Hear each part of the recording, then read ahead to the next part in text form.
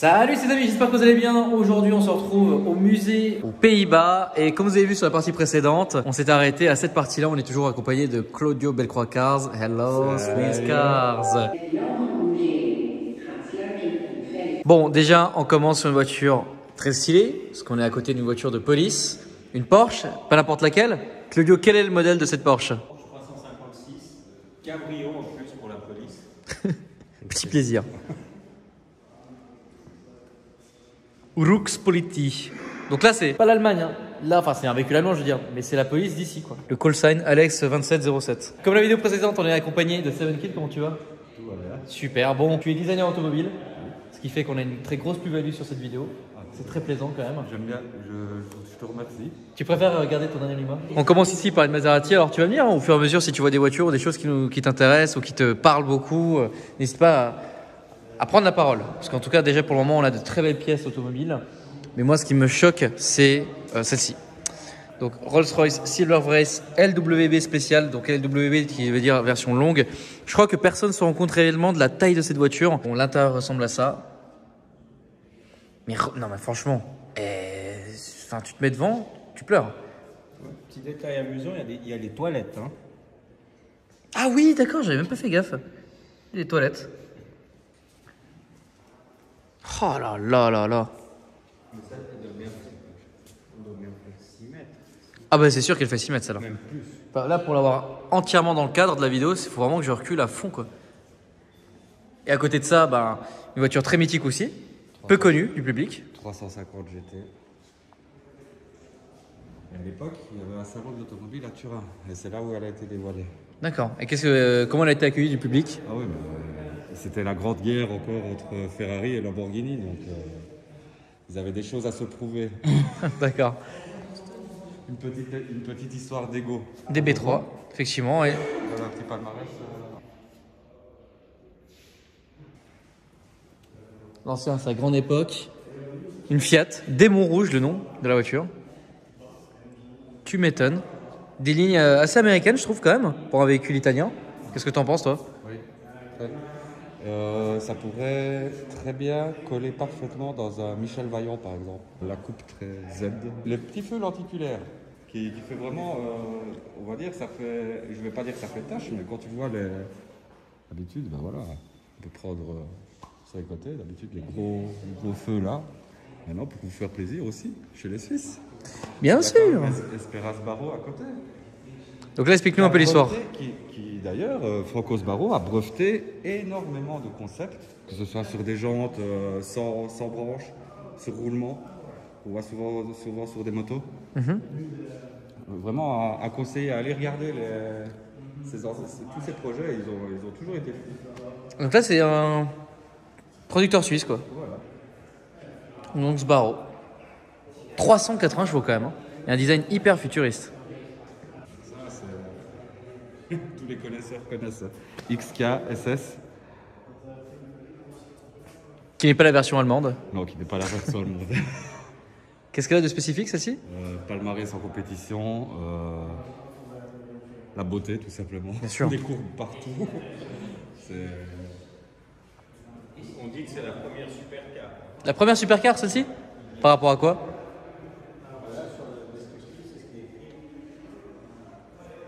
Donc là, celle-ci est considérée comme l'une des premières super véritables cars, quoi. 260 km/h là-dedans, ouais. Faut avoir un grain pour aller à cette vitesse là-dedans, je pense. 250 chevaux surtout. Oui. À l'époque, on n'est pas encore dans les fin des années 50. Donc, on va dire, quand on parle de gentleman driver, c'est vraiment des... C'est pas déconnant, quoi.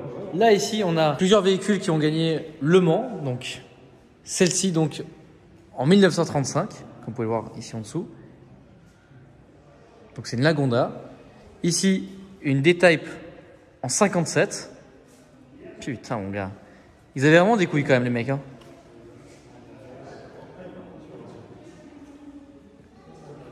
En 1939, celle-ci, pareil, une Lagonda. Sur le panneau derrière.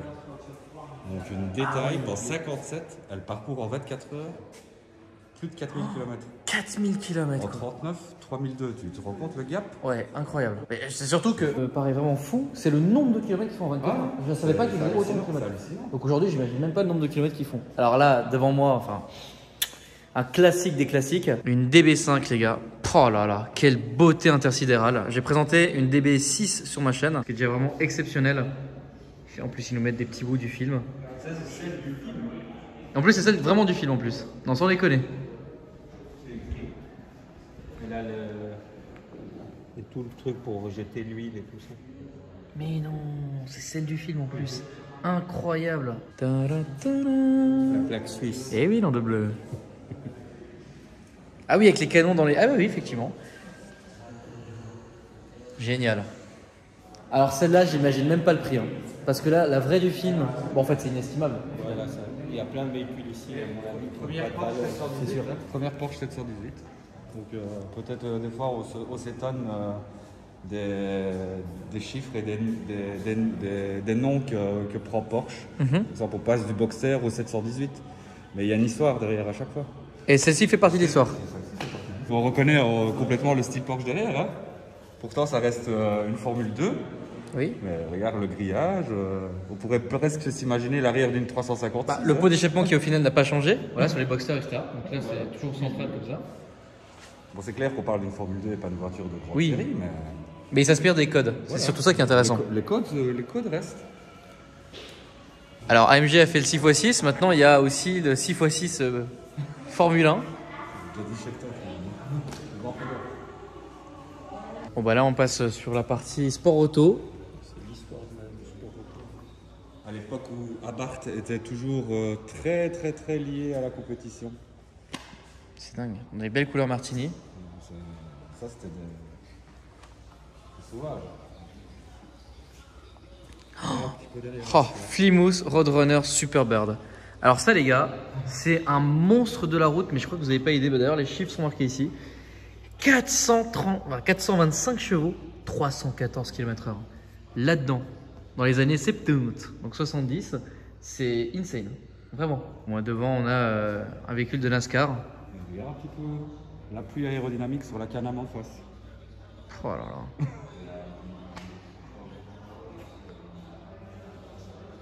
C'est des voitures moi qui me font peur perso. Je pense qu'il fallait vraiment avoir... Faut avoir un problème au cerveau, il faut avoir des déconnexions comme j'ai actuellement depuis hier soir.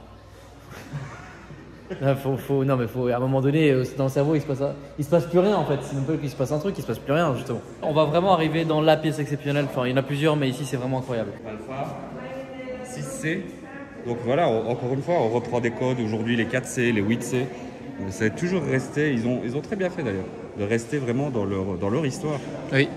Ils s'en imprègnent. Ils ont de très belles histoires en compétition. Et puis les compétitions à l'époque, c'était les Mille Miglia, ils traversaient les villages à des vitesses folles. Une 8C. Mais pas comme vous connaissez. Surnommée la baleine. Ben voilà, on comprendra pourquoi. Voilà. Là, c'est pas la Bentley, là c'est la vraie baleine. Mais il y a des codes que moi je réutiliserais par exemple aujourd'hui. Regarde les détails sur les ouvertures d'ailes entre la porte. C'est clair que la porte elle est vraiment très petite. Hein. Oui, c'est super. Ce détail est vraiment magnifique. Tous les passionnés d'Abarth, ils ont fait de très belles barquettes. Regarde, on voit aujourd'hui une SP2.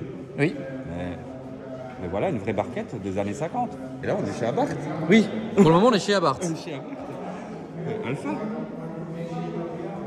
Et je suis sûr que beaucoup de puristes rêveraient de revoir des voitures qui ont marqué l'histoire de la marque et les revoir réactualisées, remodernisées sur la route.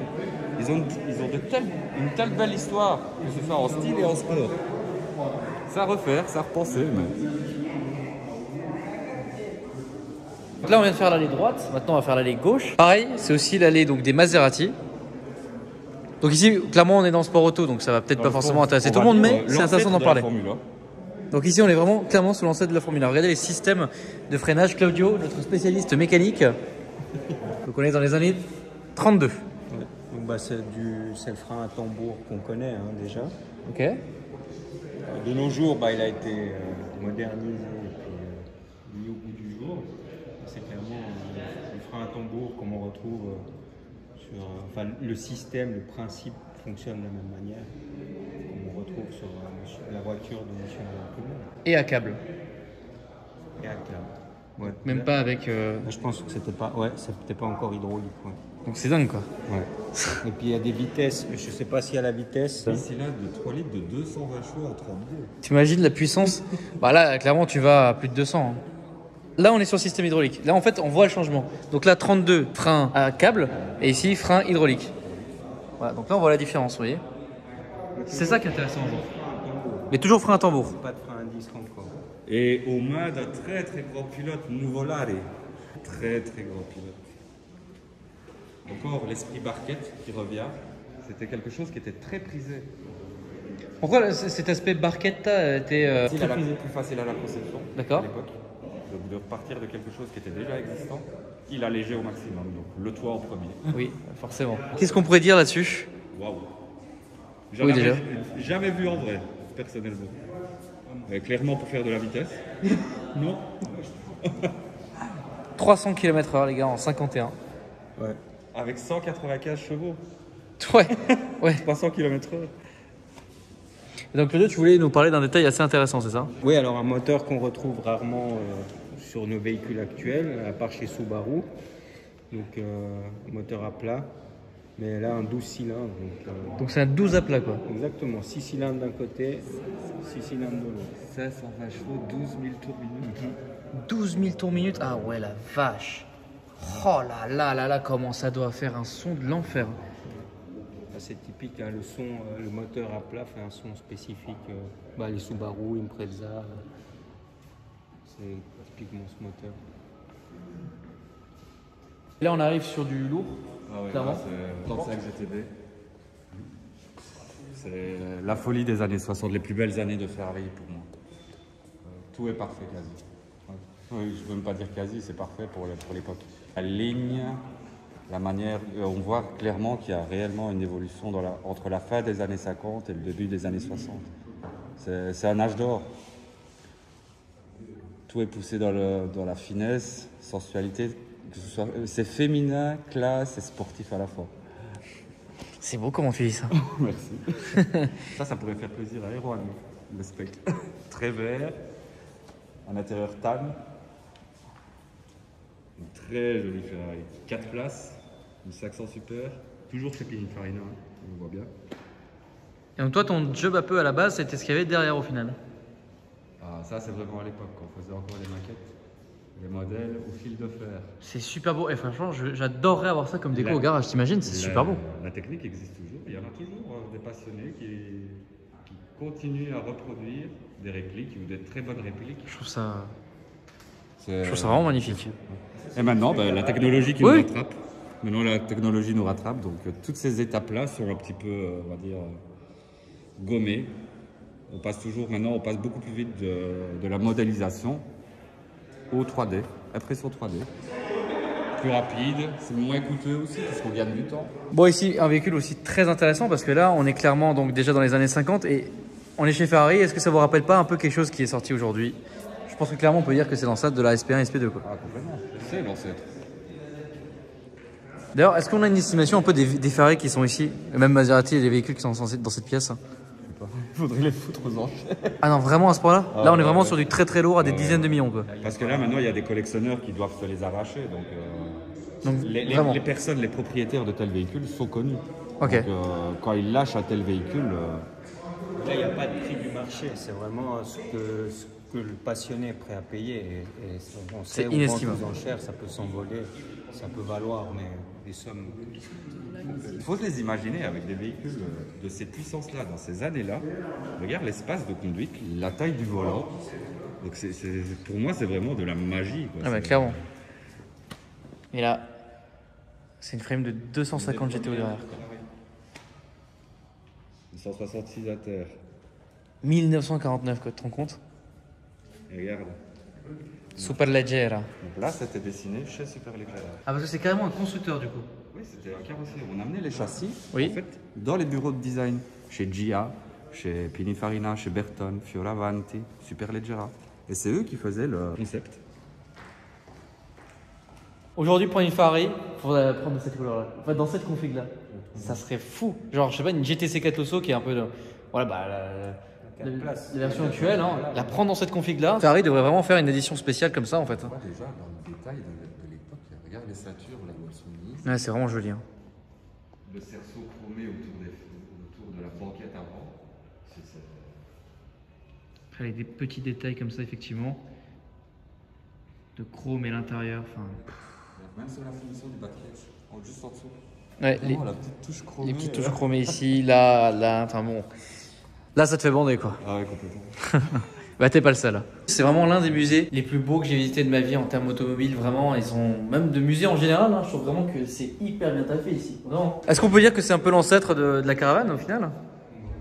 Du Montoro. Donc là, 1932. This unusual vehicle was driven daily to Wall Street, New York. Ok, d'accord. Donc dans les années 30 à New York, à Wall Street, on pouvait voir ça dans les rues. Ah mais c'est complètement abusé. C'est absolument génial. Les années 30 à New York, quoi. Moi, ce qui me fascine, Ou un bureau? c'est l'assiette. Moi, ce qui me fascine, c'est l'assiette du véhicule qui n'est pas écrasé ici, quoi. Oui. C'est que c'est super bien Le fait. système, il est tellement bien prévu, vraiment sur le berceau arrière, en plein milieu. Ouais, c'est une sorte de bureau en fait, si vous voulez. Donc le véhicule était à Wall Street. C'est écrit Mobile Office. À Mobile Office. Oh là là, c'est tellement classe. D'un banquier américain, Hugh McDonald. Vas-y, raconte, c'est quoi l'histoire? En fait, c'est le bureau mobile d'un banquier américain, Hugh McDonald, dans les années 30, à New York.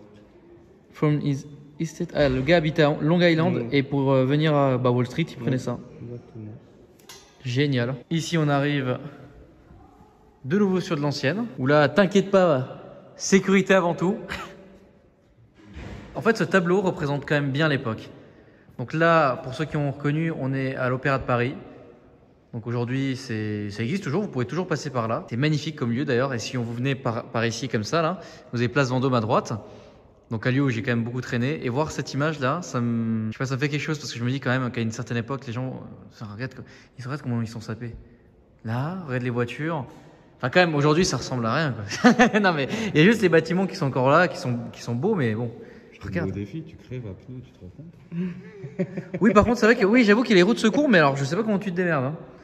Parce que là, ah oui, tu as carrément changé le pneu, quoi. Exactement, en fait, c'est des jantes à cerceau, ce qu'on appelle à l'époque. Tu dévissais les écrous, tu sortais le cerceau et tu pouvais après sortir le pneu. Ah oui, donc tu peux. C'est facile. Pas facile, c'est faisable. C'est fait. Ok, Par contre, d'accord. c'est très chiant. D'accord, ok. Au bord de la route, sous la pluie ou sous la neige, c'est fatigant. C'est chiant, ouais. Surtout que le conducteur était, lui, à l'extérieur et le passager à l'intérieur. Par contre, est-ce que tu reconnais ces petits motifs là? Ça, c'est les sièges, tu sais, chez Mamie là. Ah ouais. Voilà, c'est exactement ça. Mon osier. J'ai pas forcément précisé que c'était effectivement une Renault 5 litres 4 cylindres. Mais regarde l'intérieur en fait. Non, mais ils ont carrément mis vraiment un siège de la maison, quoi. Ah oui, voilà, la représentation un peu de l'intérieur, bah, c'est clairement ça. Ça rend pas très bien la caméra, autant là par contre le tableau rend extrêmement bien. La taille du véhicule. Ah oui, là oui, clairement, ça avait fait plus de 6 mètres quoi. Ah, Ouais, 6 mètres 50, voire 7 mètres en fait, hein, franchement je crois. Ça fait la taille d'un camping-car.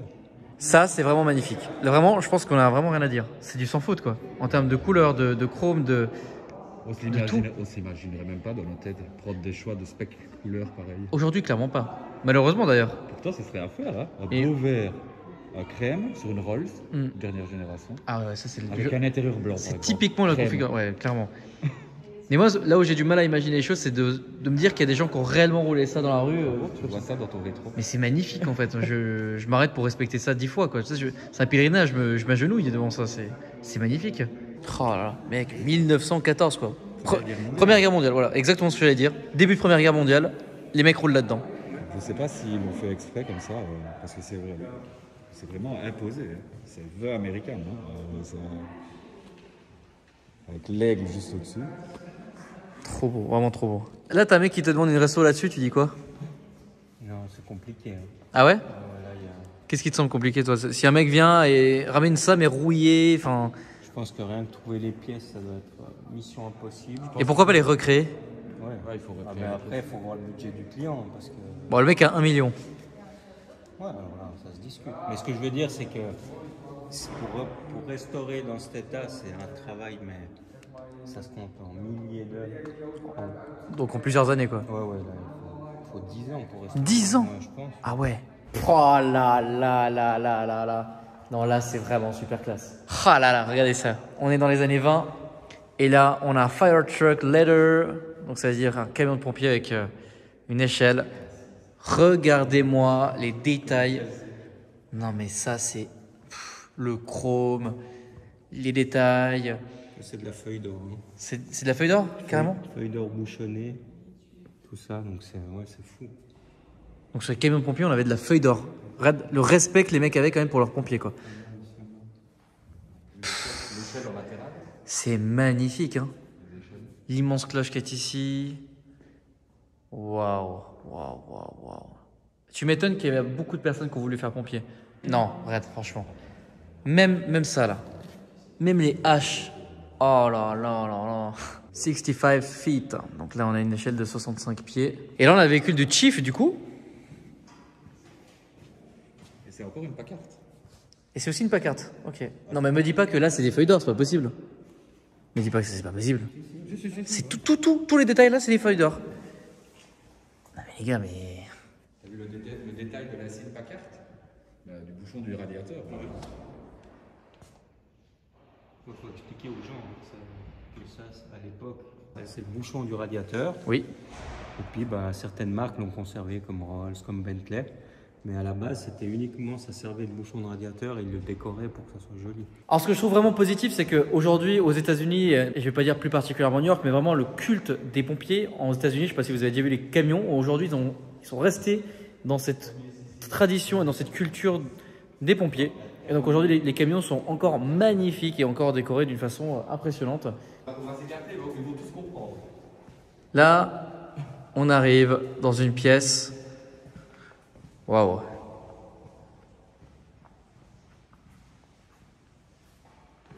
Donc là, la première voiture, 6 cylindres. Mais non. 4 roues motrices. Et 4 freins. Waouh. Et dans le style, dès que je l'ai vu, là, comme ça, j'ai l'impression de voir une Ariel Atom. Ah, effectivement. Juste à couvercle. Waouh. On voit que c'est race. Je trouve ça fait. C'est une Spiker. Ah, c'est une Spiker. Spiker qui donc ont fait une supercar il y a quelques années. Là, c'est 8 volantes qu'on a vu dans Basis Casta numéro 2. Et c'est hollandais.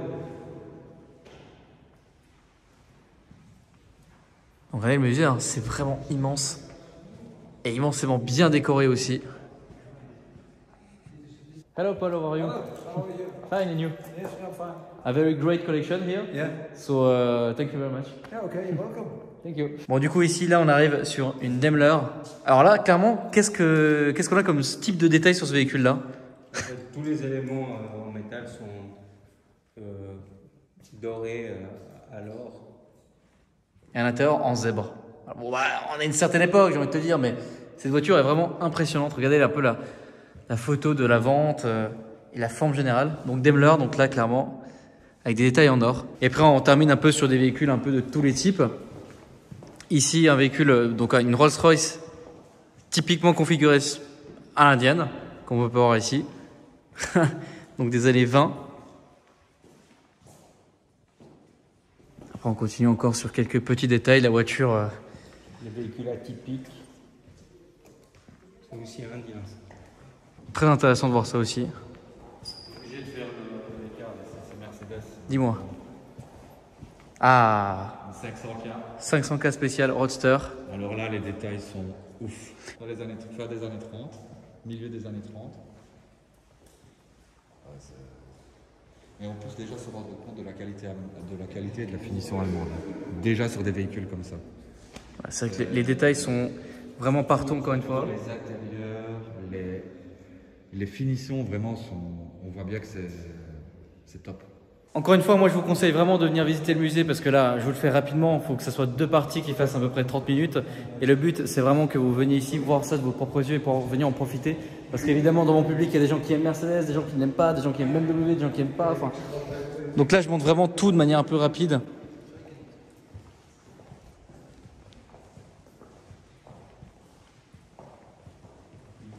Regardez la taille de la voiture, quoi.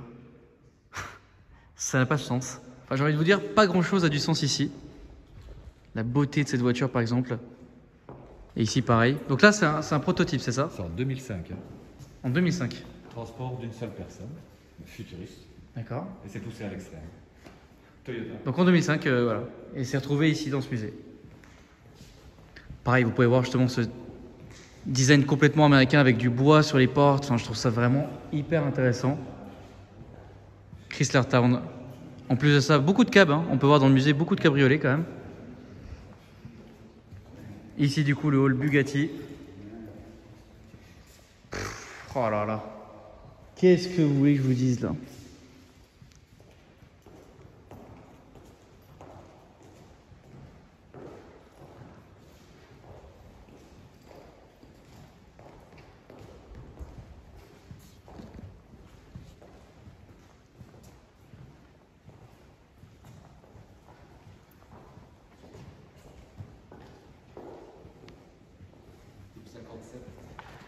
Inestimable encore une fois, c'est ça?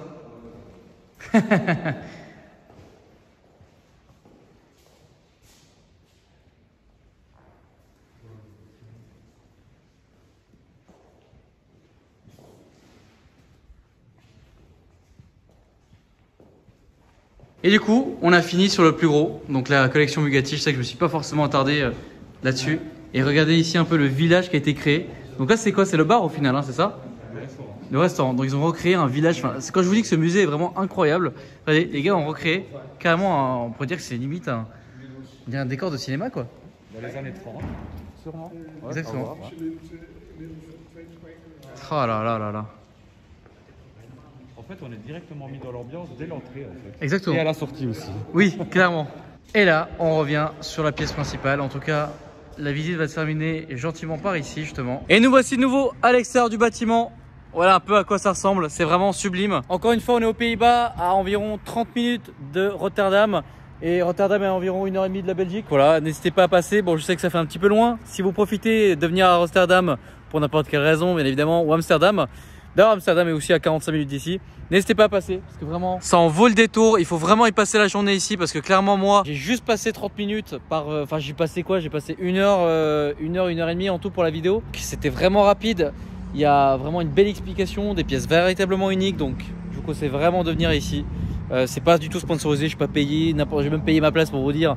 Donc voilà, mais je m'en fous parce que je suis vraiment là pour partager cette passion automobile. En plus aujourd'hui on était vraiment accompagné par deux personnes très intéressantes qui vous expliquent réellement bien les choses.